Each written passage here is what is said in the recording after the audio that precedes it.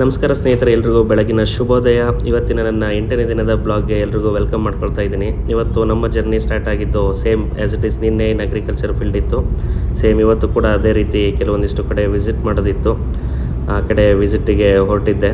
ಸುಮಾರಷ್ಟು ಅಗ್ರಿಕಲ್ಚರ್ ಲ್ಯಾಂಡ್ಗಳು, ಗುಡ್ಡ ಬೆಟ್ಟ, ಇದೊಂಥರ ಚೆನ್ನಾಗಿರುತ್ತೆ ನೇಚರ್ ಎಲ್ಲ ನೇಚರ್ ನೋಡಿಕೊಂಡು. ಬಟ್ ಒಂದು ಬೇಜಾರು ವಿಚಾರ ಏನು ಅಂತ ಅಂದರೆ, ನಮ್ಮ ಇಂಡಿಯನ್ ರೋಡ್ಸ್ಗಳು ಆಲ್ಮೋಸ್ಟ್ ಎಲ್ಲ ನ್ಯಾಷನಲ್ ಹೈವೇಗಳಲ್ಲಿ, ಸ್ಟೇಟ್ ಹೈವೇಗಳಲ್ಲಿ ಓಡಾಡಿರ್ತೀರ. ಬಟ್ ಈ ಹಳ್ಳಿ ಕಡೆ ಪರಿಸ್ಥಿತಿ ಹೆಂಗಿದೆ ಅಂತ ಅಂದರೆ, ಇವತ್ತಿಗೂ ಕೂಡ ಇನ್ನೂ ರೋಡ್ಗಳನ್ನು ಯಾರೂ ಸರಿ ಮಾಡ್ತಾ ಇಲ್ಲ. ಎಲ್ಲಿ ನೋಡಿದರೂ ಬರೀ ಗುಂಡಿ ಗುದುಗುಲುಗಳೇ ಜಾಸ್ತಿ ಇದೆ. ಅಂಥ ಒಂದು ರೋಡ್ಗಳಲ್ಲಿ ಇವತ್ತಿನ ನಮ್ಮ ಜರ್ನಿ ಇತ್ತು. ಸುಮಾರಷ್ಟು ಕಡೆ ಎಲ್ಲ ಹಾಳಾಗಿರೋ ರೋಡ್ಗಳೇ. ಬಟ್ ಅದೇ ರೋಡ್ಗಳಲ್ಲಿನೇ ಹೋಗ್ಬಿಟ್ಟು ಇವತ್ತೆಲ್ಲ ಕಡೆ ಓಡಾಡಿದ್ವಿ. ಹಾಗೆ ದಾರಿಲಿ ಹೋಗ್ತಿರ್ಬೇಕಾದ್ರೆ ಅಲ್ಲೊಂದೇನೋ ಕಾರ್ಯಕ್ರಮ ನಡೀತಾ ಇತ್ತು. ಇದು ಬಂದು ಬಂಜಾರ ಸಮುದಾಯದವ್ರದ್ದು ಲಂಬಾಣಿಸ್ ಅಂತ ಕರಿತೀವಲ್ಲ, ಅವರೊಂದು ಟ್ರೆಡಿಷ್ನಲ್ ಏನೋ ಒಂದು ಪ್ರೋಗ್ರಾಮ್ ಮಾಡ್ತಾಯಿದ್ರು. ನಾವು ಅಂದ್ಕೊಂಡಿದ್ವಿ ಮೋಸ್ಟ್ಲಿ ಒಬ್ಬರು ಲೇಡಿಗೆಲ್ಲ ರೆಡಿ ಮಾಡಿ ತಲೆ ಮೇಲೆ ಕುಂಭ ಹೊರಿಸಿದ್ದು ನೋಡ್ಬಿಟ್ಟು ಏನೋ ಮದುವೆಗೆ ರೆಡಿ ಮಾಡ್ತಿದ್ದಾರೋ, ಮದುವೆ ಇರಬೇಕು ಮದುಮಗಳು ಅಂದ್ಕೊಂಡಿದ್ವಿ. ಬಟ್ ಆಮೇಲೆ ಮುಂದಕ್ಕೆ ಹೋದ್ಮೇಲೆ ಗೊತ್ತಾಯಿತು, ಅವ್ರ ಜೊತೆ ಹಂಗೆ ಕ್ಯಾಶುವಲಾಗಿ ಅಲ್ಲಿ ಅಡ್ರೆಸ್ ಕೇಳ್ತಾ ಮಾತಾಡ್ತಿರ್ಬೇಕಾದ್ರೆ ಹೇಳಿದರು, ಇಲ್ಲ ಇದು ಮದುವೆದಲ್ಲ, ಜಾತ್ರೆಗೆ ಸಂಬಂಧಪಟ್ಟಿದ್ದು, ನಮ್ಮದೇನೋ ಒಂದು ಜಾತ್ರೆ ನಡೀತಾ ಇದೆ. ಆ ಒಂದು ಜಾತ್ರೆಗೆ ನಾವೆಲ್ಲ ಇಲ್ಲಿಂದ ರೆಡಿಯಾಗಿ ಹೋಗ್ತಾ ಇದ್ದೀವಿ, ಇದು ನಮ್ಮ ಟ್ರೆಡಿಷ್ನಲ್ ಪದ್ಧತಿ ಅಂತೇಳಿ ಅವ್ರು ಅದ್ರ ಬಗ್ಗೆ ಎಕ್ಸ್ಪ್ಲೇನ್ ಮಾಡಿದರು. ನಾವು ಅಲ್ಲಿವರೆಗೂ ಏನೋ ಮದುಮಗಳು ಇರಬೇಕು, ಈ ಥರ ರೆಡಿಯಾಗಿ ಹೋಗ್ತಿದ್ದಾರೆ ಅಂತ ಅಂದ್ಕೊಂಡಿದ್ವಿ. ಅದಾದಮೇಲೆ ಅವರು ಎಲ್ಲ ಕೂಡ ಅಲ್ಲಿ ಸ್ವಲ್ಪ ಹೊತ್ತು ಟ್ರಾಫಿಕ್ ಕೂಡ ಆಗಿತ್ತು, ಅಂದರೆ ಮುಂದಕ್ಕೆ ಹೋಗಿ ಆಗಿರಲಿಲ್ಲ, ರೋಡಲ್ಲೇ ಇದ್ದರು. ಅದಾದಮೇಲೆ ಅವ್ರದ್ದು ವೆಹಿಕಲ್ ಬಂತು, ಆ ಒಂದು ಬೊಲೆರೋದಲ್ಲಿ ಎತ್ಕೊಂಡು ಎಲ್ಲರೂ ಕೂಡ ಅವರು ಜಾತ್ರೆ ಮಾಡಲಿಕ್ಕೆ ಎಲ್ಲ ಹೊರಟೋದ್ರು.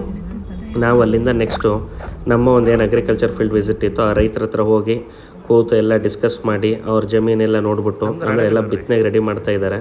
ನೀವು ನೋಡ್ಬೋದೆಲ್ಲ ತೆಂಗಿನ ತೋಟ, ಆಲ್ಮೋಸ್ಟ್ ಎಲ್ಲ ತೆಂಗಿದೆ ಎಲ್ಲ ಬಾರ್ಡ್ರಲ್ಲೂ. ಸುತ್ತ ಗುಡ್ಡ ಇದೆ, ಆದಮೇಲೆ ಸುತ್ತ ಎಲ್ಲ ಫ್ಯಾನ್, ಅಂದರೆ ಕರೆಂಟ್ ಉತ್ಪಾದನೆ ಮಾಡೋಕ್ಕೆ ಬೇಕಾಗಿರ್ತಕ್ಕಂಥ ವಿಂಡ್ ಮಿಲ್ ಅಂತ ಏನು ಕರಿತೀವಿ, ಎಲ್ಲ ಫ್ಯಾನ್ಗಳಿತ್ತು.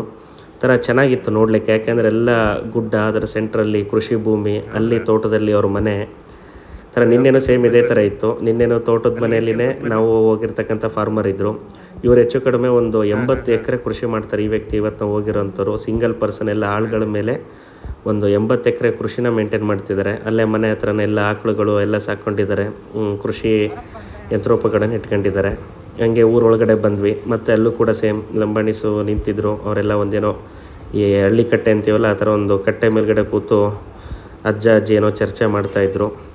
ಅದನ್ನು ನೋಡ್ಕೊಂಡು ಹಾಗೆ ಅಲ್ಲಿಂದ ಇವತ್ತಿನ ಒಂದು ಏನು ವರ್ಕ್ ಇತ್ತು ಆ ವರ್ಕ್ ಮುಗಿಸ್ಕೊಂಡು ಅಲ್ಲಿಂದ ಮತ್ತೆ ರಿಟರ್ನ್ ನಮ್ಮ ಒಂದು ಜರ್ನಿನ ಸ್ಟಾರ್ಟ್ ಮಾಡಿದ್ವಿ.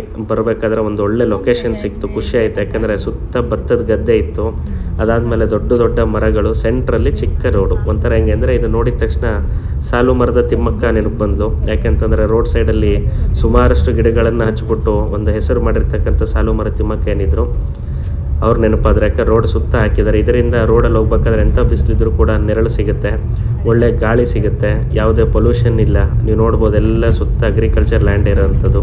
ಅದನ್ನು ಬಿಟ್ಟು ಬೇರೆ ಏನೂ ಇಲ್ಲ ಅಲ್ಲಿ. ಆಲ್ಮೋಸ್ಟ್ ಭತ್ತ ಮತ್ತು ಕಬ್ಬು, ಆಮೇಲೆ ರಾಗಿ, ಮೆಕ್ಕೆಜೋಳ, ಈ ಥರ ವೆರೈಟಿ ಕ್ರಾಪ್ಗಳನ್ನು ಬೆಳೆದಿದ್ರು. ಅಲ್ಲಿಂದ ಹಂಗೆ ಮುಂದಕ್ಕೆ ಪಾಸ್ ಆದ ತಕ್ಷಣ ನೆಕ್ಸ್ಟ್ ನಮಗೆ ಸಿಕ್ಕಿದ್ದೆ ತುಂಗಭದ್ರಾ ಬ್ರಿಡ್ಜ್.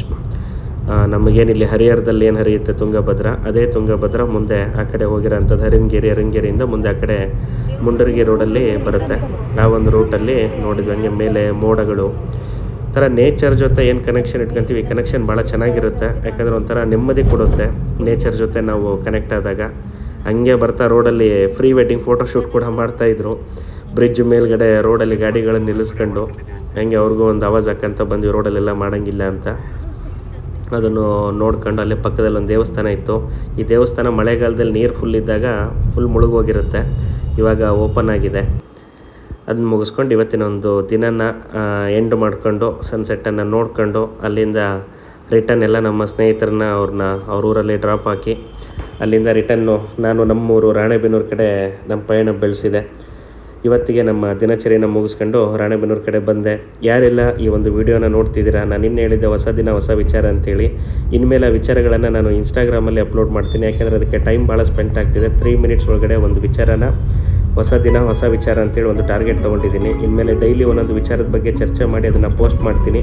ಯೂಟ್ಯೂಬಲ್ಲಿ ಯಾವ ರೀತಿ ಎಲ್ಲ ನನಗೆ ಸಪೋರ್ಟ್ ಮಾಡ್ತಾಯಿದ್ದಾರೆ, ಇನ್ಸ್ಟಾಗ್ರಾಮಲ್ಲೂ ಅದೇ ರೀತಿ ನನ್ನ ಪೇಜನ್ನು ಫಾಲೋ ಮಾಡಿ, ವಿಡಿಯೋನ ಶೇರ್ ಮಾಡಿ, ಲೈಕ್ ಮಾಡಿ, ಕಮೆಂಟ್ ಮಾಡಿ.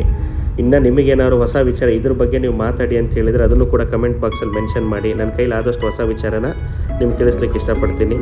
Thank you so much. ಯಾರೆಲ್ಲ ಈ ಒಂದು ವಿಡಿಯೋನ ಎಂಡ್ವರೆಗೂ ನೋಡಿದರೆ ಥ್ಯಾಂಕ್ ಯು ಸೋ ಮಚ್.